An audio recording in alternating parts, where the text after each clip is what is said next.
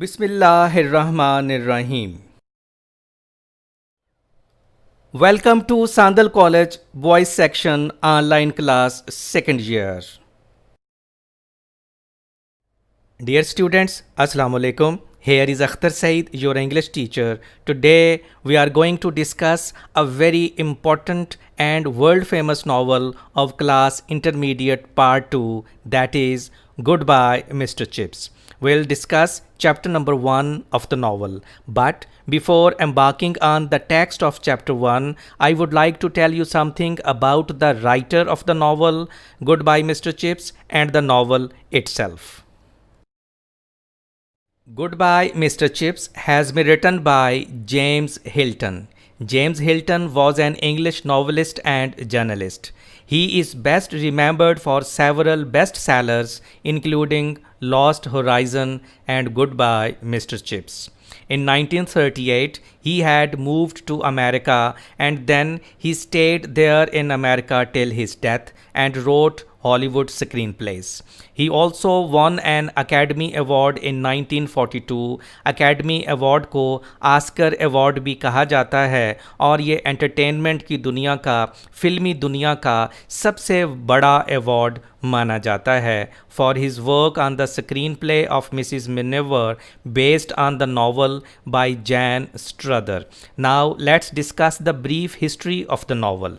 Goodbye Mister Chips is a novella. Novella dear students एक short novel को कहते हैं जो फुल लेंथ नॉवल की तरह नहीं होता. About the life of a school teacher mister Chipping and his long tenure at Brookfield school. Dear students Brookfield school is a fictional minor British boys boarding school. Boarding school को residential school भी कहा जाता है यानी अकामती इदारा. ऐसे इदारे जहाँ स्टूडेंट्स और स्टाफ उधर ही कैंपस पे रहते हैं उन्हें बोर्डिंग स्कूल या रेजिडेंशियल स्कूल कहा जाता है. Located in the fictional village of Brookfield in the फैनलैंड्स.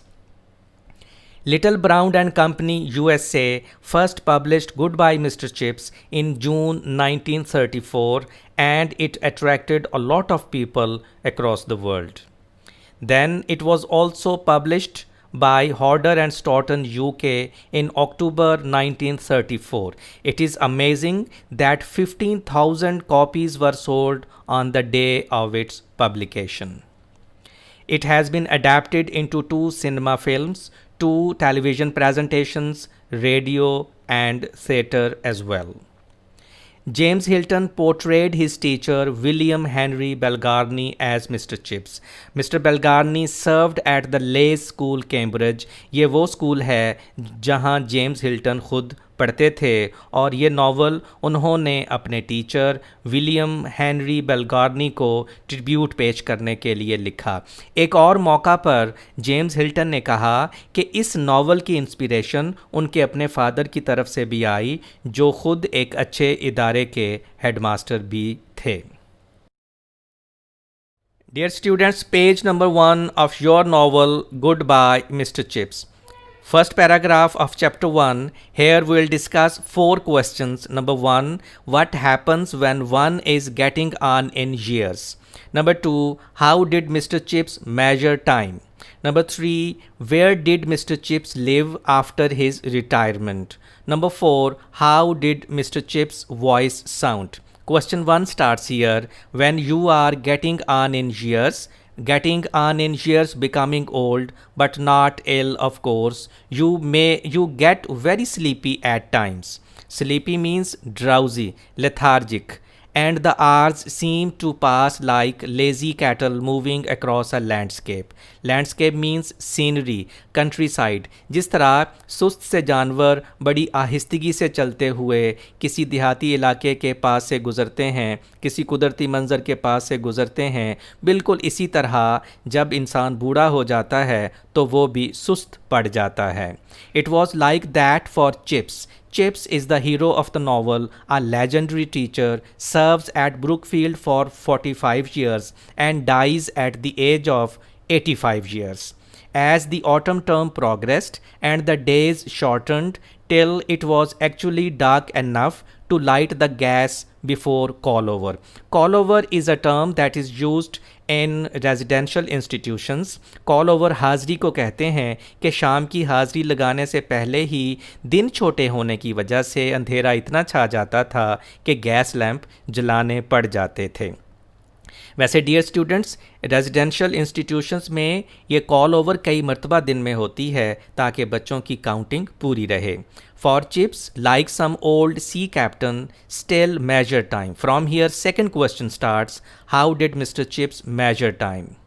Still measure time. Measured means calculated time by the signals of the past. जिस तरह सी कैप्टन सितारों को देखकर और अपने सेल्फ डिवेलप्ड तरीक़ों से रास्ते का और मौसम का तयन करते हैं, इसी तरह मिस्टर चिप्स भी like some C captain still measure time by the signals of the past, and well he might, for he lived at Mrs. Wicket's.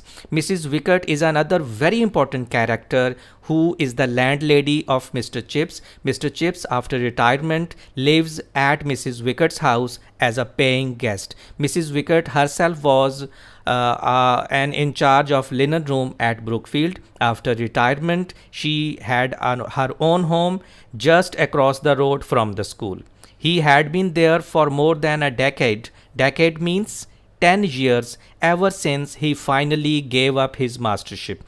This is the answer of question number 3. Where did Mr. Chips live after his retirement? Question number 2 is still continued. And it was Brookfield far more than Greenwich time, Greenwich Standard Time of England, that both he and landlady kept.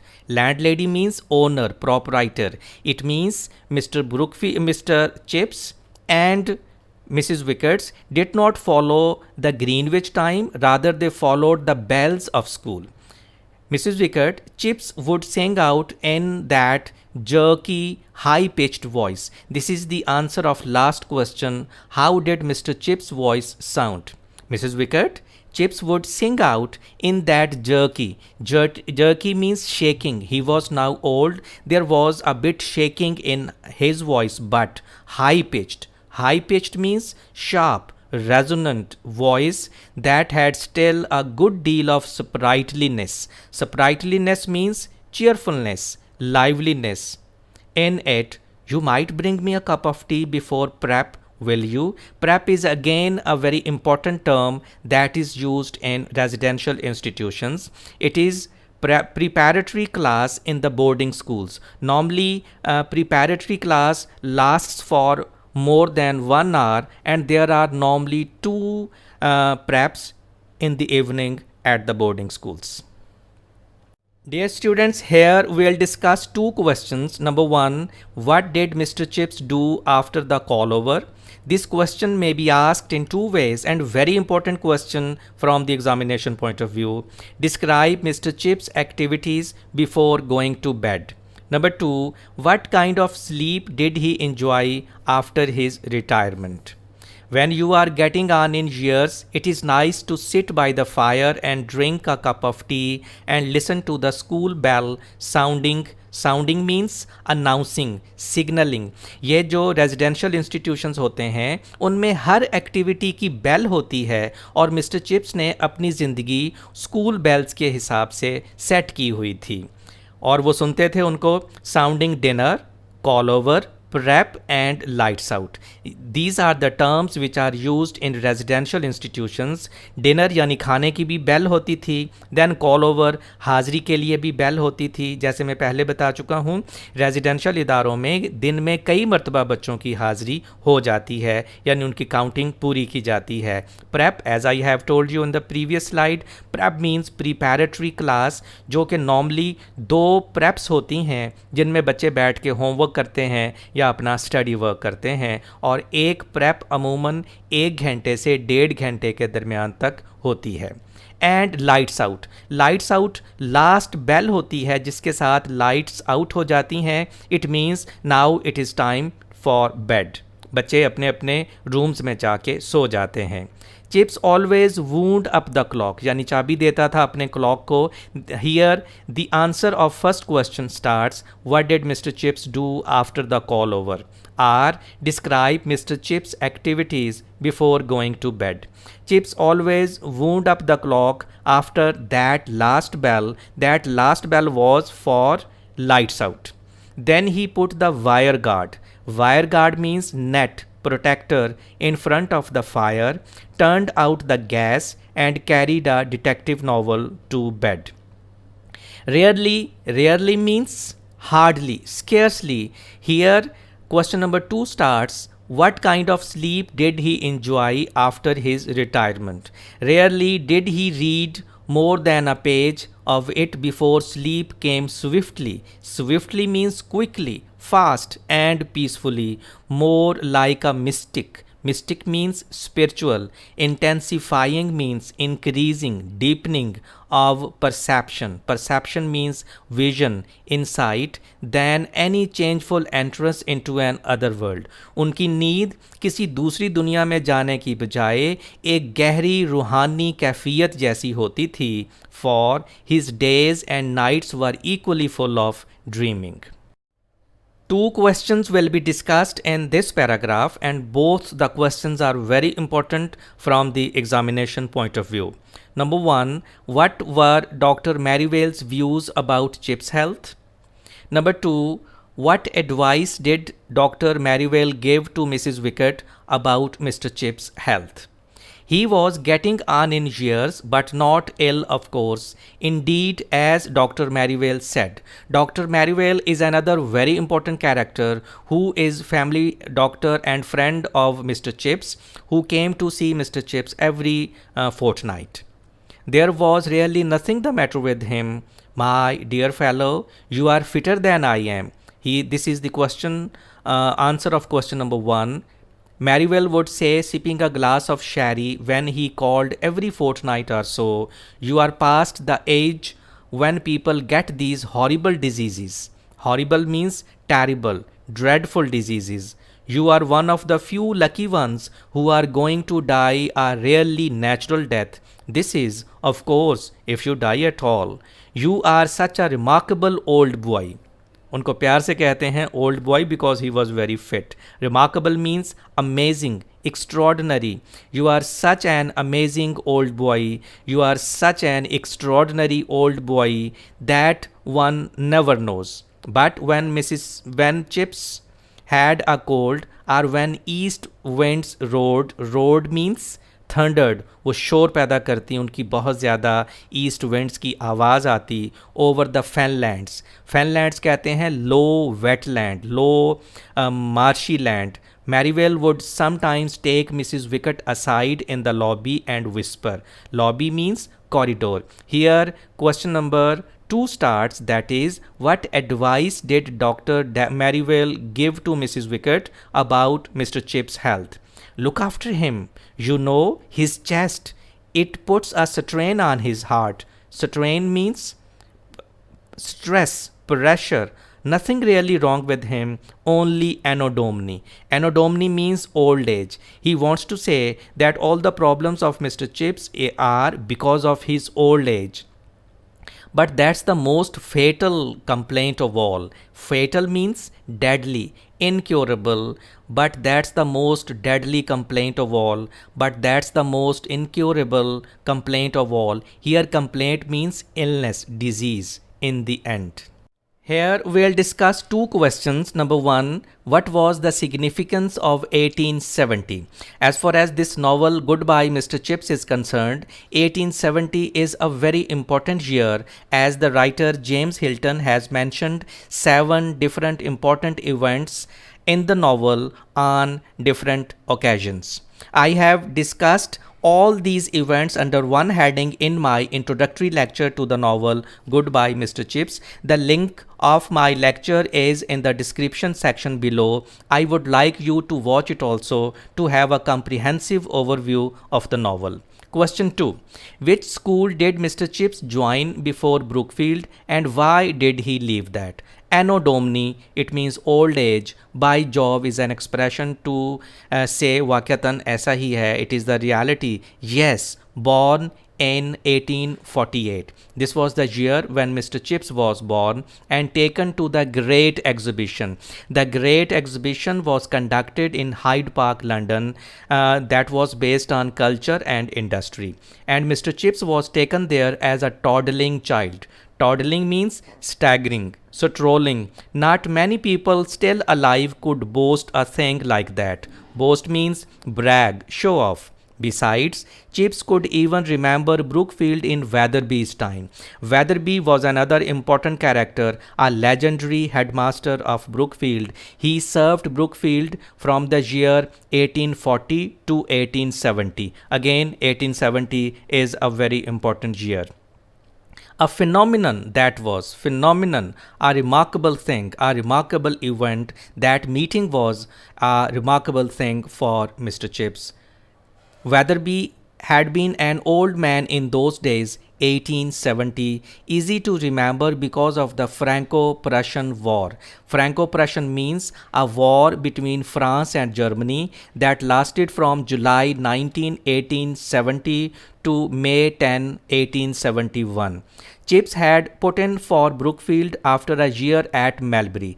Melbury School was the school which he joined a year earlier, joining the Brookfield, but he left that, which he hadn't liked because he had been ragged there. Ragged means teased, disturbed there a good deal. But Brookfield he had liked almost from the beginning. Here we'll discuss two questions. Number one, with whom Brookfield 11 was playing and who made a brilliant century.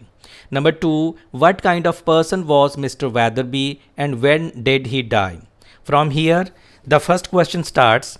He remembered that day of his preliminary interview. Preliminary means first, initial. His first interview, his initial interview, sunny July of 1870, with the air full of flower scents. Scents means fragrances. फूलों की खुशबुएं थीं and the plick-plock of cricket. Plick-plock means the sound created by bat and ball on the cricket ground.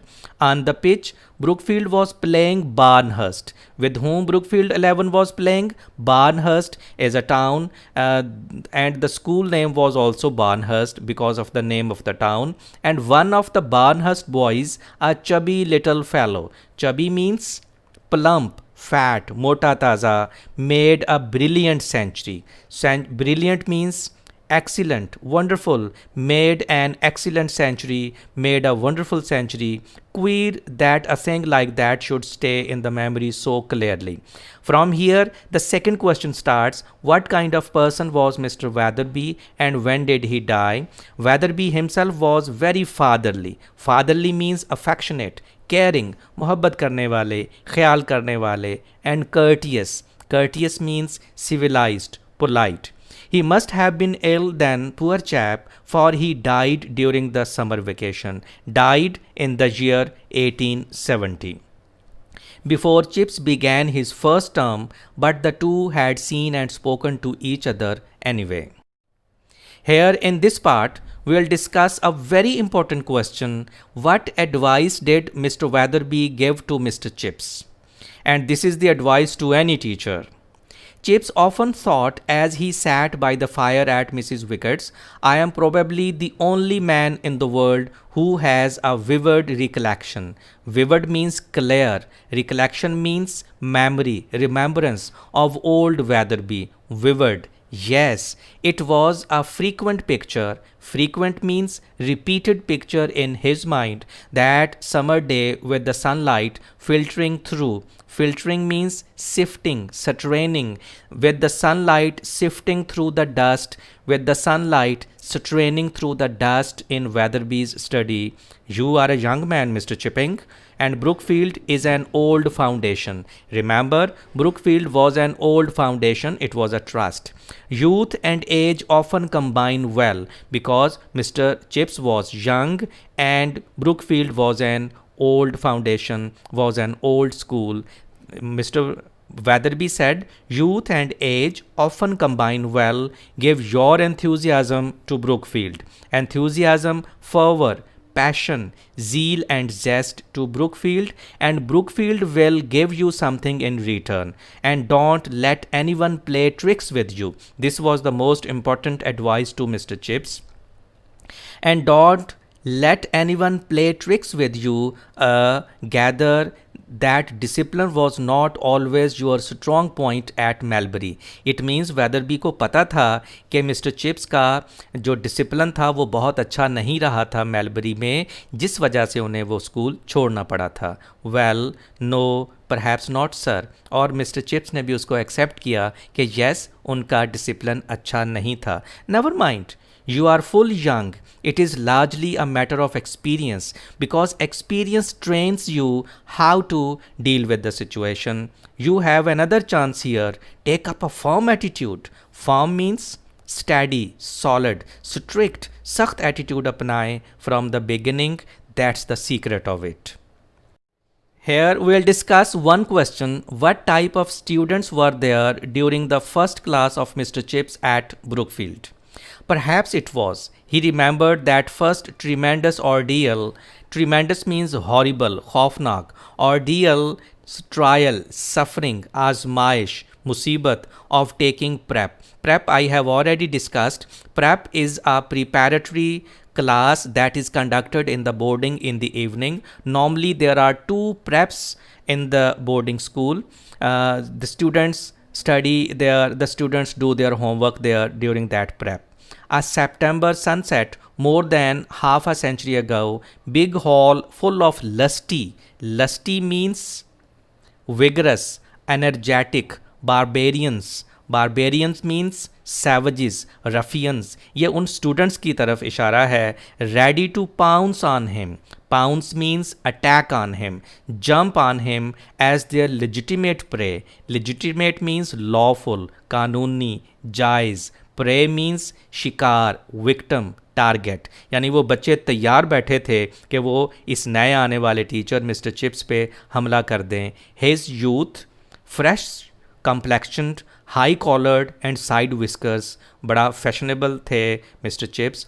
Odd fashions people followed in those days, at the mercy of 500 unprincipled ruffians. Unprincipled means unruly, uncivilized. Ruffians means bullies, rocks, बदमाश. यानी 500 बच्चे जो थे वो बड़े hall में बैठे हुए थे और वो अनप्रिंसिपल्ड रफियंस थे, वो अनसिविलाइज्ड बुलीज थे. To whom the baiting here means teasing of new masters was a fine art and exciting sport. Exciting means motivating, stimulating. A motivating sport, a stimulating sport and something of a tradition. इन इदारों में ये एक किस्म से tradition ही होती है कि जब कोई नया टीचर वहाँ आता है तो बच्चे उसको शुरू में बहुत तंग करते हैं. Decent little beggars individually. यही बच्चे जब अलग अलग हों तो वो बिल्कुल भीगी बिल्ली की तरह होते हैं. But as a mob, as a crowd, just pitiless. Pitiless means cruel, merciless and इम्प्लैकेबल.